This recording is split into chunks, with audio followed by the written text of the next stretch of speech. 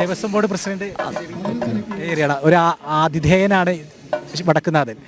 ഇന്ന് ആ ആതിഥേയൻ്റെ റോളിൽ തന്നെയാണല്ലോ കൊച്ചിൻ ദേവസ്വം ബോർഡ്. ആതിഥേയൻ എന്ന രീതിയിൽ എല്ലാ ജനലക്ഷങ്ങളെയും അതുപോലെ എല്ലാ ഘടകപൂരങ്ങളെയും ആതിഥേയത്വം അരുളുന്നതിന് വേണ്ടിയുള്ള എല്ലാ സജ്ജീകരണങ്ങളും നമ്മൾ ഒരുക്കിയിട്ടുണ്ട്. മുൻകാലത്തൊന്നുമില്ലാത്ത രീതിയിലുള്ള ജനപങ്കാളിത്തം ഈ പൂരത്തിന് ഒഴുകിയെത്തും എന്ന കാര്യത്തിൽ സംശയമില്ല. കാരണം അത് തുടക്കത്തിൽ തന്നെ നമ്മുടെ കൊടിയേറ്റവും അതുപോലെ തന്നെ പൂര പന്തൽ കാൽനാട്ടൽ കർമ്മവും ഇന്നിപ്പോൾ കണിമംഗലം ശാസ്താവിൻ്റെ എഴുന്നള്ളിപ്പ് 5 മണിക്ക് കണിമംഗലത്ത് നിന്ന് ആരംഭിക്കുമ്പോൾ ഞാൻ അവിടെയുണ്ട്. പതിവില്ലാത്ത 4 ഇരട്ടി ജനങ്ങളാണതിന്. ഒരു 1/2 കിലോമീറ്റർ റോഡ് തിങ്ങിയിട്ടാണ് ആളുകൾ ഒഴുകി ഇങ്ങോട്ട് എത്തിയത്. അത് തെളിയിക്കുന്ന ഇന്ന് ഈ പൂര പറമ്പിൽ ലക്ഷക്കണക്കിന് ആളുകൾ എത്തിച്ചേരുമെന്ന്. എല്ലാവരും പൂര ലഹരിയിലാണ്.